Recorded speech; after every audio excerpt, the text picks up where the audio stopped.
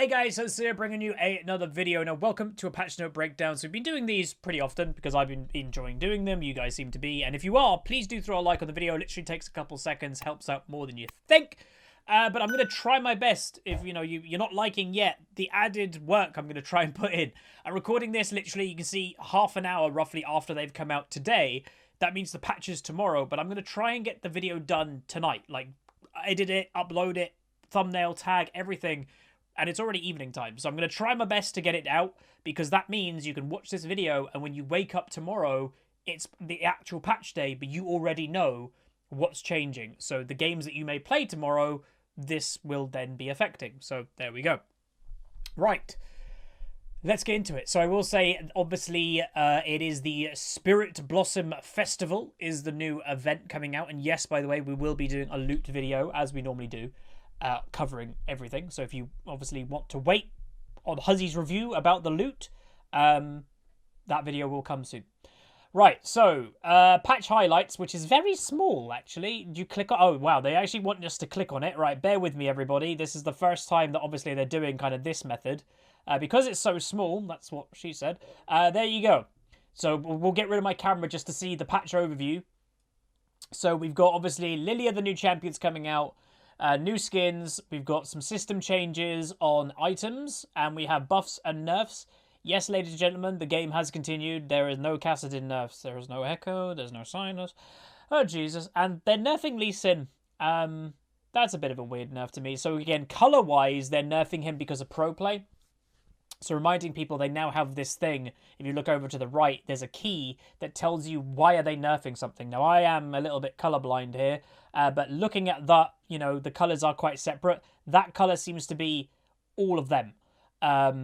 So those are all pro play nerfs. So, yeah, obviously I've said for ages, League of Legends is a top-down game. They design it and balance it from pretty much the top level. That's the most important level because that's featuring the best players in the game, and obviously League is very, very heavily invested into esports, so not surprisingly that's why they're doing that. And then buffs, again, Aurelia and Shen buffs, literally, oh man, like, again, if you don't want to take my word for it, all I will say, obviously right now I'm in Diamond 2, Shen is my most played champion this season. When I saw that, I laughed and thought it must be a joke. It's not. If you don't want to take my word, I think Wicked has even said it. Wicked, obviously, ex-Worlds Pro, Shen main as well. And I even think the two, you know, people like these Shen mains, I think they're streamers, XP2 or something like that. I saw a tweet of his, and even he was like, please don't do that. Like, it's just crazy. And by the way, the reason why they seem to be doing it, it seems that Riot wants Shen in pro play for some reason. Like, Shen is strong right now. He's really good in solo queue. But they're like, we want him in pro play. And that's why they're kind of forcing a buff, even though I think he's pretty strong. Anyway, there's that. So, let's go through the actual changes. A more flexible flex. Let's start with that. With the introduction of Clash, and its unrestricted rank system for the teams of 5, we've decided to apply the same approach to Flex Queue, allowing players to get in ranked games with anybody. So, literally, there's no restrictions, and I'll say this is really good for me. So if you guys know the series that we very occasionally do here on the channel called Flex with Friends, that series is actually a pain to do because it sometimes has been a juggle on which account can I play on, because obviously I'm in that friend group that you guys know, a lot of them are the mod team for the stream. They're, if you want, you know, where do these people come from? They're my ex-World of Warcraft guildies that I've known for 10 years. They're not massive League players. They used to play it a bit more. They've got a little bit less into it now, but they do still play occasionally. Well, obviously, them being a little bit less hardcore than me, considering it's my job, they're never going to keep up with ranks. You know, they're not really diamond players. They're generally, I'd say, gold players on average. So what that means is it's always a juggle of, oh, Huzz, you've been actively playing. We haven't. You can't. I now can't play Flex with them on my main account because my Flex rating's too high. Now the Smurf, that one eventually gets too high. It's just a bit of a nightmare. So this is going to help Flex with Friends to be easier, which is always nice. But I will say what this is going to do to Flex Queue, unfortunately, I think a lot of us know, and it's kind of just widely known in the community, that Flex Queue is a little bit of a joke. So, you know, it's the warm-up to solo queue. It's the more casual ranked queue, which is fine, by the way. I still think ranked 5s was better than flex queue. But it's probably, this change was most likely going to make flex queue even more of a joke. The reason why I say that is because, for example, say you're a friend group and you wanted to get your friend gold ranked rewards. Well, the easiest way of doing it, obviously, was playing flex with them as a group. Well, now people don't have to have these low rating accounts to even do that. They can just play, anything with their low rating friend, and you can just play flex to get gold rewards. Let's be honest, stick your bronze friend on Yumi, you're all platinum or diamond players, your friend is getting gold rewards. So yeah, I don't know. I'm fine with it because flex is not known to be at whatever queue anyway, but yeah. It's going to be interesting. So next flex with friends could be an experience, because obviously as well with flex queue, they're going to have to try and balance it a bit. So if, let's say, my team, I don't know what my flex rank is at the moment on the main account. Let's actually have a quick little look. My flex rating is platinum. Nope, I'm unranked. I actually haven't completed my rank. But obviously what happens with flex queue, it goes off your solo queue rank. So it would be going off a bit of diamond 2 because I'm not rated currently in flex queue, so it'd be kind of considering me a diamond 2 player. Then my friends are gold roughly. How is that going to be balanced? It's like it's going to be a bit weird, but I'm looking forward to it. So there's that. So overall, that's a good thing, because why not? Brand new champion coming, Lilia. I think I was one of the very few content creators that disliked actively the champion. Like, she's got a place in League, fair enough. It's just not for me. And I think, I don't know, I'd like to pride myself that I'm relatively honest, and even if sometimes that does come across negative, I apologize, but I'm not going to hype up a champion that I'm not excited for. That's just not what I do. And yeah, there's a lot of YouTubers that would be building the hype and saying she's overpowered because, let's be honest, that gives views on YouTube. Oh, it's broken, right? What are you doing when it's not broken or whatever? I don't blame them because it's kind of the YouTube game. I just don't want to play that game, which, who knows, with the, in a year or two, if I'm still doing YouTube, maybe I will have to play that game with how YouTube is turning, but I don't want to. But yeah, she's coming out. All I always say, should we have a bit of a prediction? So we always say overall win rates aren't that big of a deal, but it is interesting to see what the win rate will be. I'm going to predict it's probably going to be, after a week or two, 42%. I'd put her about 42% win rate, so we'll see how that goes. So, quote me on that and see how I do. Felios, champion that still obviously has issues, and I've said forever, this champion is never going to be balanced by kit. There are some champions in League that their kit is fundamentally broken, and Felios is one of them. Like we've said for ages, you can't have a singular AD carry that does the job of all of them, depending which weapon he's got. That just doesn't make sense. So without actually removing weapons or something like that, or making them, purchasable, like Victor Augment, you have to buy the weapons each time you actually want to get a new weapon. I don't see this champion ever being in a state of balance. He'll either be broken enough that everybody wants to pick him, and he's banned all the time, or, oh my god, they've absolutely nerfed him to oblivion. There's no point playing him. But there we go. So they're doing the Chakram. They are nerfing the tower. So like this is the one that he puts a little like Heimerdinger tower down. They're nerfing that basically. The Inferno, I'm not going to go through them all in massive detail. They just seem to be nerfs completely. So they're removing the Runan's bolt with the flamethrower. That's why occasionally you just saw the flames go everywhere. They're removing that, which I think is probably for the best. But they are Hurricane Splash Missile AoE length are now reduced to by 100 range. So it still works, but it's lessened, it looks like, so that's fine. And then the ultimate, so again, they're just generally nerfing the flamethrower and everything like that. And then the vigil no longer deals damage without going on cooldown if Aphelios is killed during the ability's cast. So that's just a bug fix. So it'll either do damage or it'll go on cooldown, I guess, if he's killed in that time. So there's that. Caitlyn, a champion that I don't think is too bad at the moment, but they are buffing her. So her attack damage is now going up by 2, and her movement speed is going up by 5. So very, very small nerfs. I wouldn't put Caitlyn in the bottom of AD carries, I would probably put Lucian down there, and I can't remember if Lucian's getting a buff at the moment. We'll see. But yeah, buff to Caitlyn, I guess. Fiddlesticks, W healing from minions reduced. So he used to have a 25% reduce to minions in his healing. It's now 15% instead. So Tank Fiddle has been spooking opponents in top lane, outperforming other builds, especially AP Fiddlesticks, and frustrating players who run into it. We don't want to terrify the tank off. We don't want to terrify the tank off the Scarecrow, but with Jungle Fiddle being in a good spot, we're hoping these changes will encourage players to indulge in the bounty of Fiddle as a mage. So they're kind of going, we don't want to ruin Tank Fiddlesticks for you. Like they could easily do that if they wanted, but we're trying to just encourage you to do actual AP damage. If you're wondering why, so they're making the heal more effective against minions, right? So at the moment, if you build tank stats, you're tanky and you can drain minions. Well, now you can build more damage, but you're draining more from minions anyway. So you're dealing more damage and you're healing more at the same time. So maybe encouraging people to buy AP items instead of tank items. I doubt it's going to do that, but they're trying. Gragus, W damage ratio increased and R damage ratio increased. AP Gragus buff. So the W has gone up by 0.1 and the explosive cost has gone up by 0.1. Again, little changes, but again, if you have 400 ability power on Gragas, that will add up. You know, that's a decent buff. That's not bad. So yeah, look more for Gragas. Maybe I'll give him a go in the jungle.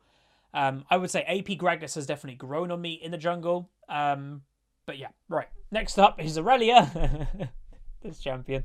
Passive bonus attack speed per stack is increased later. So it's a late game buff. Okay. Our bladed dance has been falling off in extended games at all levels of play, especially in average MMR, cautiously strengthening her scaling and dueling potential to help bridge the gap between laning phase and mid game. Okay, not a terrible buff, I'd say. You know, Miles is like where is supposed to be Aurelia's strength, right? Because she has apparently a really good early game where she stacks her passive with Conquer, etc. She just kills anything, you know. And yes, you do have to get hit by the stun, but a really good Aurelia is really good at landing that, right? Her mid game's pretty good, because if you actually look at Aurelia's item build, it's a very expensive item build, which usually leads to having a very strong mid game. And her late game isn't too bad either. I would say her weakness is probably proper late game. So that's why they're doing this. Like, if you look at top laners in real late game, a lot of them do beat Aurelia in just pure 1v1s. Jax, Fiora, I think Aatrox probably would. There's a bunch that do beat her in proper late game. But her early and mid game aren't bad, to say the least. So what are they doing? So it used to be bonus attack speed per stack. It used to be 8, 10, 12. And scaling up depending what level she was at 1, 7 or 13. It's now 8% still, then 12%, then 16 at level 13. So that's not bad. So it's a bit of a mid-game buff, you know, level 7. But yeah, more mid to late game, giving her, in essence, at maximum stacks, 20% more attack speed. Yeah, that's not bad. Combine that with Blade of the Ruined King or something like that, that does percentage health damage off auto attacks. That's a pretty big damage buff. So there's that. Lee Sin. W cooldown increased. So yeah, we can't turn a blind eye to the fact that Lee has been a consistent threat in elite and pro play. So we're increasing the cooldown of one of Lee's more reliable spells to curb his mobility and sustain throughout the game. So they're just putting a 2-second nerf on his W. I mean, again, not a terrible nerf, but I'm going to be honest. I can't remember what they define as elite. I might be an elite now. I think elite might be diamond 2 and above. I don't see Lee Sin's anymore. I think I saw one today, maybe. And I hadn't seen Lee Sin a few days, I think, before that-ish. He's kind of fallen off in terms of, like, really big popularity. And I do think because... So Lee Sin has always been that, try to snowball early game champion. And he's still useful because his utility with his kick. Obviously, that is still true. But people have learnt more how to deal with Lee Sin. A lot of junglers now can fight Lee Sin in the early game. Even ones that scale better than him, surprisingly. And secondly, people have learnt more about the game in general. Therefore, they've learnt more about Lee Sin and his W and his flash kick and stuff. So it's more counterable when the player base is generally more knowledgeable. So I don't know. He's a staple champion of League of Legends, is Lee Sin. You know, some of the best players that have ever been made really involve him. You know, there are a couple of these champions that are all like, I'd say, the pillars of the game, and he is one of them. You know, I think Zed could be one of them, especially now that he's returned. But it's these big champions that, like, you know, they've been around for a long time, the history of the game, and, you know, especially in pro play, you know, there's a reason it's called the insect kick. It's that moment that it was like, whoa, you could do that, and it kind of blew up. So I think it's an okay nerf, but I do feel slightly sorry for like average Lee Sins in solo queue, because he's not that strong in average solo queue. But obviously this nerf, as they're legit saying, it's not for average. They're nerfing it for elite play and pro play. Ornn, base armor decreased. So Ornn, I call him an assassin because that champion is fun to lane against, to say the least. You know, he's insanely tanky, and then one-shots you. You're like, what happened? But they're just nerfing his armor just to make him a little bit less suppressive in top lane in the early game, which is fine. That's good. Rakan, passive cooldown decreased later and now scales per level, capping at level 18. So there is that a buff? I think that's a buff. We're making Rakan's progression across the game feel smoother. This quality of life change that is also a very minor buff for the Saucy Showman. So a very minor buff. Shen, what are you what are you doing to Shen? You know, again, I have opinions about this, as we mentioned earlier. It's mind-boggling to me. So we're bringing some power into Shen's shield to let him scrap with meta peers more effectively. What? While giving him more breathing room in lane, we're hoping this will stir up some diversity in top lane and overall team compositions with the introduction of second tech in the meta. This has to be for pro play. Because, like, I see Shens all the time, man. Like, I do. I play Shen, obviously, but I see Shens all the time. And again, speaking as someone that plays a lot of Shen, he's my most played champion. He beats things. He fights things. He trades well. Like, people complain about Shen half-healthing them at level 2. I'm so confused. Like, obviously, I did that build, remember? That I went Titanic Rush with Ignite top lane. I was beating people. I was beating Dariuses in lane. I'm so confused. The shield, what are they doing to it, though, exactly? So, they're giving it a 20 bonus health. Okay, so it's not a massive buff. But again, a massive buff, I don't think it's even needed. But 20 health in the early game, or 20 health in general. I mean, it's considerable because that does add up. If you take a trade, let's say you take 5 trades, right? And you use your shield every single time. Well, if you use your shield every single time in 5 trades, well, that's if you're having a 20 damage buff on the shield. In 5 trades using the shield, you have saved 100 health because your shield took the blow instead. And that's just from the buff. That's why that's pretty good. And, you know, add that up to 10 trades. 200 damage, you know. Well, is it more? Am I done? Well, no, it's up to 10 trades would be 200 damage. Yeah, damn. That is quite a decent buff, actually. All right, I'll be playing more Shen when I'm top lane. Skarner. One of the champions that a lot of people have asked me, Huz, you have a lot of videos on your channel, and you cover most of League of Legends champions in my library of videos. I do not have a single Skarner video. That might surprise some people, but I don't. He is a champion, and I'll say it, legit doesn't interest me in any way. The same as Singed. I don't, personally, and again, this is where, please do not get offended. This is just my opinion. You can have yours. You could love this champion, and I'm not offended. Have fun. Go ahead. But I personally don't see why people play Skarner or Singe. I don't get the gameplay. Like, I just don't. If you do, amazing. Feel free to let me know in the comments down below. But it's just one of that champions that I'm just like, why? I don't know. But there's that. So, what are they doing to him? I'm not going to go through all of them because, again, I think we can get the summary because all they're doing is, like, tinkering with little stats. So they're doing a Q, damage ratio, and bonus damage ratio now scales with target's maximum health. That's not bad. And buff duration increased, cost increase, and now flat. So we're increasing the Scorpion's damage so he's more equipped to slash through frontline targets while itemizing as a bruiser and stinger, of course, lol. As another flourish, we're also making quality of life change with his E. So all I will say is 3%, so 50% of total attack damage. So they are actually wanting... Wait, it used to be attack damage, but they're nerfing that. But they're putting on maximum health. So that helps tank Skarner, because why, 45% total attack damage from Skarner's Q? We didn't build any AD. Who built AD Skarner? Nobody. And people play tank Skarner because you have to, because he's a running champion that legit has to just run at people to sting them with his ult. And if he's squishy, building AD, you're just going to get one shot. So that's going to help Skarner quite a lot, because that's going to give him damage that he normally didn't have. But it's the same problem with the champion. He still needs to get to people to do any damage, same as Udyr and stuff, and those champions are a little bit outdated.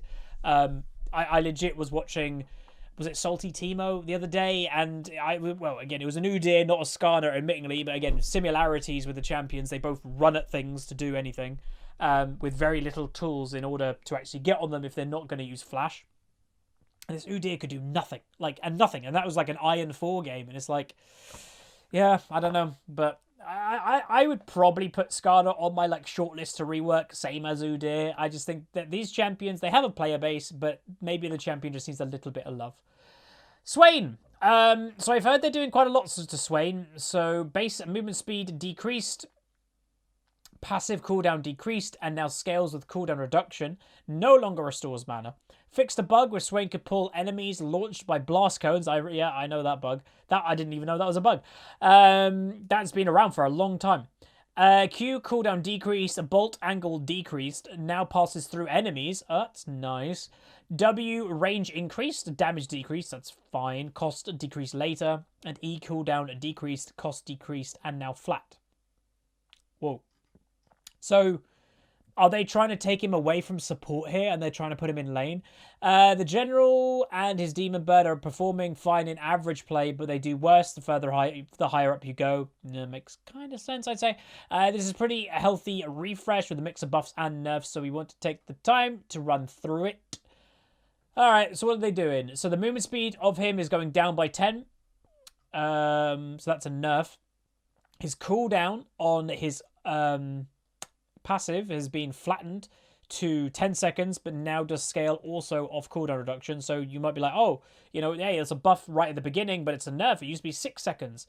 It used to not scale off cooldown reduction, because I don't think passives technically do, unless they're stated that they do, and now this does. So if you get 40% cooldown reduction, well, ipso facto, it's a flattened, because if you have 40% cooldown reduction, it's a 10-second ability. Well, take 40% of 10 seconds, that is a 6-second cooldown, so the same as what it used to be. It no longer gives mana though, and SWAIN can no longer pull enemies by blast cone.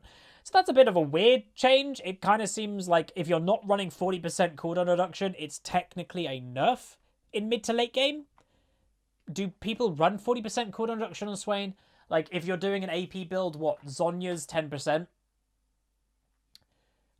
What else do you buy that's cooldown reduction on SWAIN? I might be going blank here, but I don't think much. Morello? Does that have... No, that doesn't have cooldown reduction anymore, right? I don't think so. Again, sometimes when you make these videos, you go completely blank. But I don't think SWAIN actually gets that much cooldown reduction, but I could be wrong. With his AP build, anyway. So his Q cooldown has gone down by a second. Not bad. The degrees has gone down by 2. So again, that is the width. So again, say the bolt used to be like that, 10%. 10%. It's now going to be brought in a little bit, so it's a bit more defined. And Death's Hand now passes through champions, so that's why. So it's a bit more defined, so it doesn't spread as much, but it now goes through all enemies. So someone can't hide behind minions anymore to counter SWAIN Q, so that's good. W, the range has got... Whoa! Hello! What? Really? The range of it used to be 3,500. It's now starting at 5,500. Going up to 7,500 range. That's like half the map, I think. How big is the range of Summoner's Rift? I don't even know. Can I Google that really quick? What range is Summoner's Rift? I'd want to say 15,000. How do you find this? Range. I'm on the wiki for Summoner's Rift and it's not there. No idea. Hang on. LOL range. I'm really interested in this. List of chat range, League of Legends wiki. Okay, here we go. It has to be here, surely.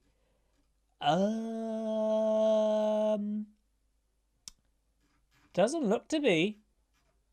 Really?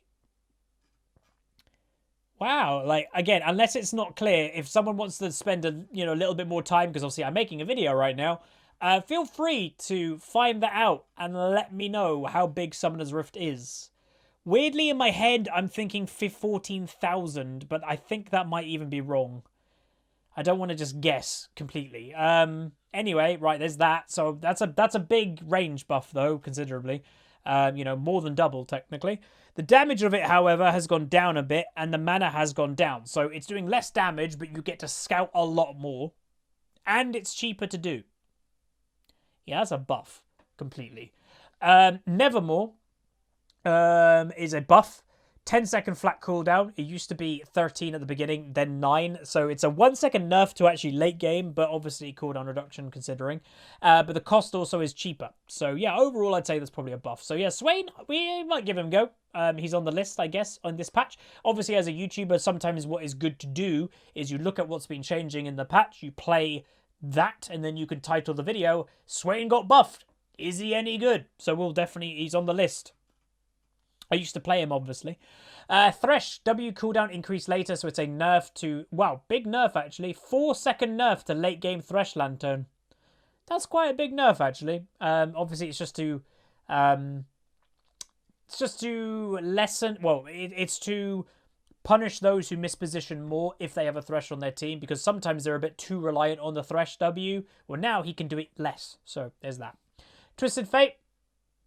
W cooldown increased early and now scales. So the cooldown of it used to be 6 seconds. It's now 8 seconds, goes down to 6 at max rank. So it's just to give him a little bit less annoyance in lane phase, which I think isn't too bad. Yumi, so again, the champion, once again, we said like earlier, Felios, a champion that will never be balanced. Meet Yumi, the same thing. So passive mana restore, value decreased, now scales with maximum mana. So don't be surprised, by the way, this is a buff. It's a classic tactic, not just by Riot, by the way, in video games in general. So, just to explain, when a champion is massively controversial in the community, Riot nerfs that champion, right? When it's a massive outroar, this is sucks, I'm quitting the game because X champion, why does this exist? When it gets really bad, like the whole community is against the champion or whatever, they're going to nerf it because it's just a smart thing to do. It calms down the community. Oh, thank God they're listening. They're nerfing it. When a patch or two later, people have calmed down. Hey, there's less Yumis in their games, or Yumi's not an issue anymore, or whatever. Hey, we can buff it again. We can kind of just give it a bit of strength. So they've done it with, well, they've done it for years, but they did it with Akali recently, is probably the best example and stuff like that. So, yeah, don't be surprised if this is buffed. So the mana restore on her passive was 50 to 160. It's now 25 to 100. So wait, it's a nerf. No, it's now also giving 8% of maximum mana. And the cooldown of it has been buffed. It was 20 seconds at level 1. It went down to 8 seconds at level 18. It's now 18 seconds and 6 seconds. So a 2-second buff. So you can do it more often. And, well, depending how much mana you have, it potentially will give you a lot more mana. And obviously this doesn't technically stop the nerf that they did before, because obviously what they did was make the heal absolutely ridiculous in mana cost. And I actually will say this is a good fix. What I mean by that is, I believe her passive, if I'm not mistaken, is when she's not latched with somebody, landing an auto attack on somebody gives her a shield. That's her passive, right? I think that now that auto attack will give you a shield. Now, what I will say, as somebody again that watches the stream Salty Timo, again, I'm not affiliated, not sponsored by this stream, but again, it's a stream basically that shows Iron 4 games. All I will say, really bad Yumi players, which again is, I was going to make a joke saying that isn't too far away from good Yumi players. Bad joke. All I will say is, really bad Yumi players legit never detach an auto attack, like ever. So they're still going to be in a nerfed state if they're not actively looking to do this. So I think this is okay, but obviously the higher rating you go, you'd think that Yumis will detach to use the passive. But I will say, I have been in many a diamond game that I have been laning against a Yumi when I've ever played bot lane. And even in a diamond game, they don't detach at all. So it's going to be interesting. So yeah, all right, there's that. VFX updates. So you got Ari, you got Udyr. I'm gonna be honest. I watched the Udyr one and I was like, what? Where? There is very, very minimal updates. It's you know, I think some of the forms obviously look better in terms of their upgrades than others. The Tiger one didn't look practically any different to me. I think the Turtle one looked a little bit different in the shielding, I think. The Bear one obviously doesn't look too different because it's a stun. And the Phoenix one, I think, looked a tiny bit different. So there's that. The Ari one's not bad. So, again, all for their new skins. And obviously there is the brand new skin as well, Spirit. Is that the new skin, Spirit Rush? I thought it was Spirit Blossom. No, that's her ult. Never mind. Oh, her ult is legit called Spirit as she's part of the Spirit Blossom event. I guess that makes sense. But there's that. So, cool. Ari's and Udyr. Then items. Base mana regen. Oh, hello. Are they doing... Oh. Okay. So they're buffing the AP spell line of support items, right? So they're giving 50% more base mana regen, 25% when it upgrades to Frostfang, and 5 more ability power at Charlotte True Ice. Is this a secret another Yuumi nerf to not try and get the community triggered? So again, the community would get triggered if you're like buffing Yuumi, like, oh guys, you just like nerfed her healing, like in terms of mana cost, you can't instantly remove that. Well, they've already given her a mana regen mechanic here, and then you're also giving the support item that Yuumi buys more mana regen. I don't think there's another support that is like craving mana at the moment other than Yuumi. So that's interesting. Sneaky, sneaky.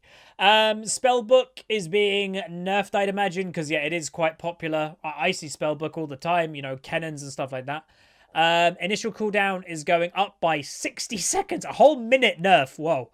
And then the maximum cooldown cap is 150 down from 120. So a 30-second nerf, a maximum cooldown cap.